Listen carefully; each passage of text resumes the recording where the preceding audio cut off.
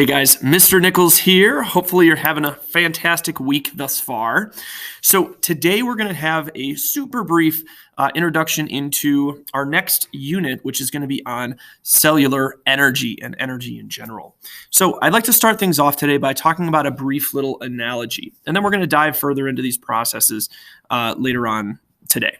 So I'd like you to envision a adorable little monkey sitting and hanging out in a tree. So the monkey's eating some vegetation right off of that tree.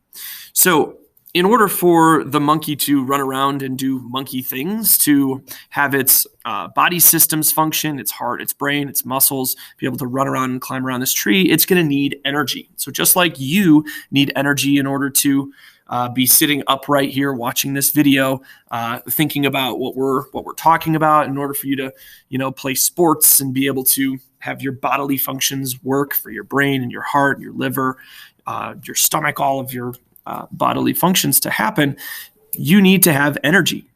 So the energy that we are going to be using is going to be gained from what we eat. So basically, we're going to be creating a brief little equation here to help us understand the process that we're going to be going through to access that energy.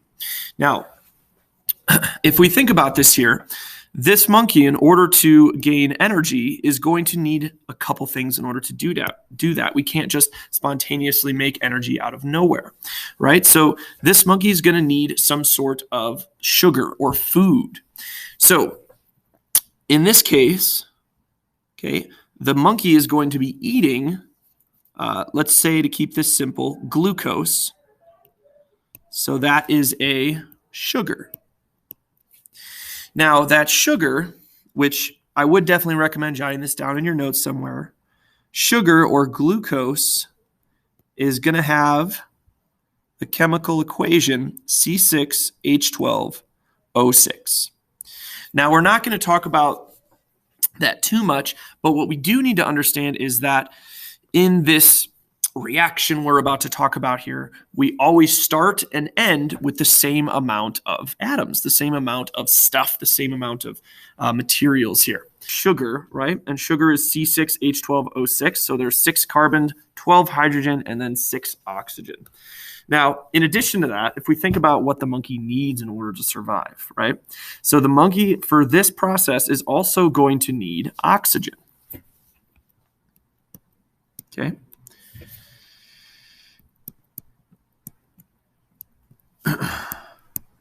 Okay. So when we are processing energy, and this is actually the reason why when you inhale, you need to breathe in oxygen, is for the process that we're about to outline here. So essentially, when we're going through, and this process does take place inside of the cell, okay, we need to release the energy that's stored inside of this sugar.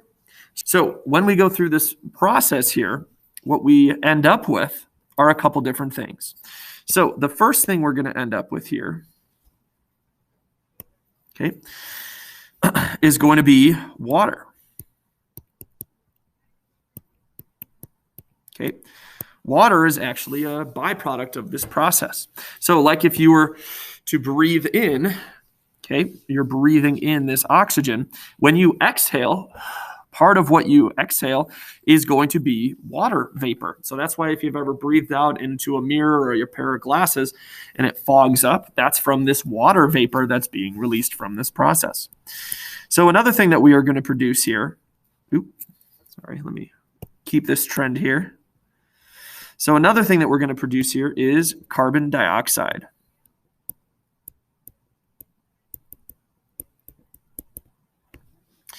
Also known as CO2. Okay. So when we go through this here, okay, the carbon dioxide that we exhale, okay, that's going to become important for kind of the second part of this process here. So then last but not least, we're able to produce, and we're not going to talk too much about the chemistry of really what's happening here, but the big thing that we do need to know is that we produce energy. And that energy is in the form of ATP. Okay, so we take in sugar and oxygen, and then through this metabolic process, when we break down and access that energy, we produce water, carbon dioxide, and energy. So when we're looking at this here, this is what we're going to use for most of our energy processes that happen throughout our body.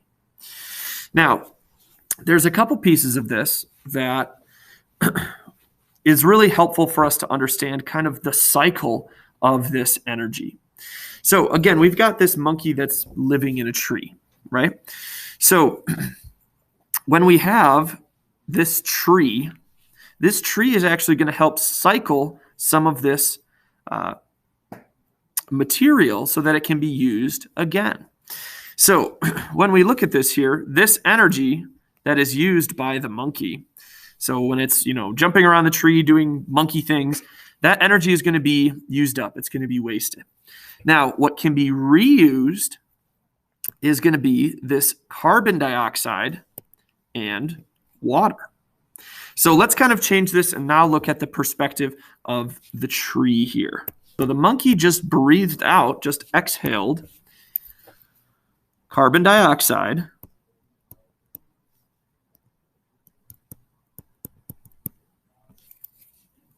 Okay, again, that's CO2. And the monkey also just exhaled water, okay, which is H2O.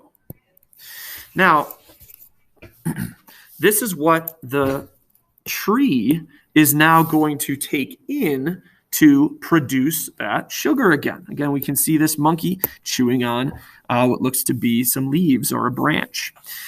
So now, is this all that the tree needs in order to produce this energy for itself and for the monkey? No, it also needs sunlight. So all plants need sunlight.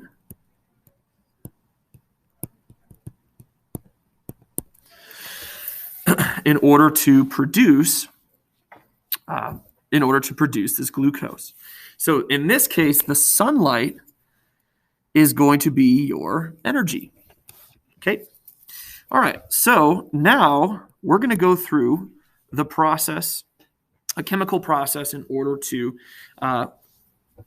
convert all of these materials into food, into glucose.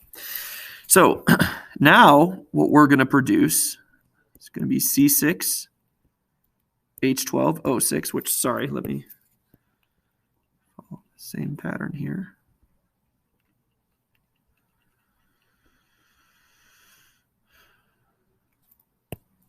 Okay, so what the tree is going to be able to produce is going to be sugar.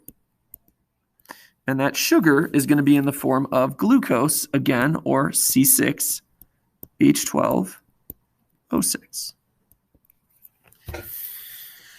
Now, in addition to that, another byproduct is also going to be oxygen, which again is O2. So this oxygen is then going to be breathed in by the monkey. The sugar is going to be eaten by the monkey, and the process starts all over again. So looking at this here, we show the relationship of how one process feeds into the other. So the process, the metabolic process that the monkey was going through is called cellular respiration. And this process here is called photosynthesis. So these are going to be the topics that we are really centering in on here for the rest of the semester. One thing I do want to mention, though, is that not only does the monkey go through cellular respiration, but the tree does too. So let's go ahead and kind of just pull up a quick little diagram to help us understand this here. All right. So if we look at this diagram here, this kind of shows what's happening. So we have basically a plant here. So we have our plant cell. So we have a plant that's going to be producing glucose and carbon dioxide. So it's going to use the energy of the sun, okay, and then again, carbon dioxide and water to produce glucose and oxygen. So this is happening inside of the chloroplast of the cell, and this is only in plant cells. Now, both plants and animals, so here notice this plant cell also has one, have a structure called a mitochondria or a mitochondrion. So one of the jobs of mitochondria is to convert that glucose and oxygen into our energy source, which is known as ATP, or adenosine triphosphate. So both plants and animals are going to go through this process here, but only plants go through photosynthesis. So again, let's kind of start to walk through our process here. So we've got a plant that's going to be producing glucose and oxygen by using carbon dioxide and water. So that glucose and oxygen is then used by the plant cells or other animal cells to basically convert that glucose and oxygen into adenosine triphosphate, ATP, and then carbon dioxide and water. Now, what's really cool about this is plants then will take in that carbon dioxide and water, which are essentially just waste products, and then they start the process all over again. So we've got cellular respiration that's basically opening up that energy from the glucose here, okay, to produce ATP. The byproducts of that are carbon dioxide and water. That then goes back to a plant. Then the plant goes through photosynthesis again, uses sunlight and that carbon dioxide and water to produce glucose and oxygen. And the cycle just continues over and over and over again.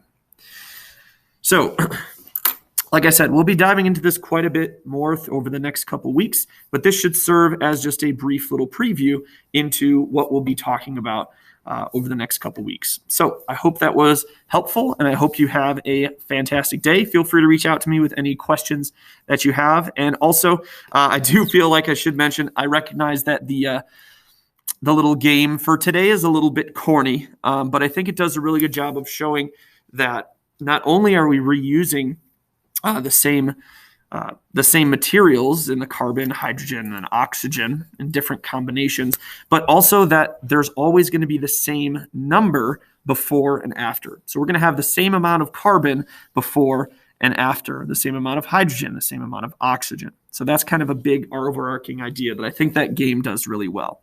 So again, if you guys have any questions, please feel free to reach out. If not, I hope you all have a fantastic day, and we will talk to you guys soon. Take care, everybody.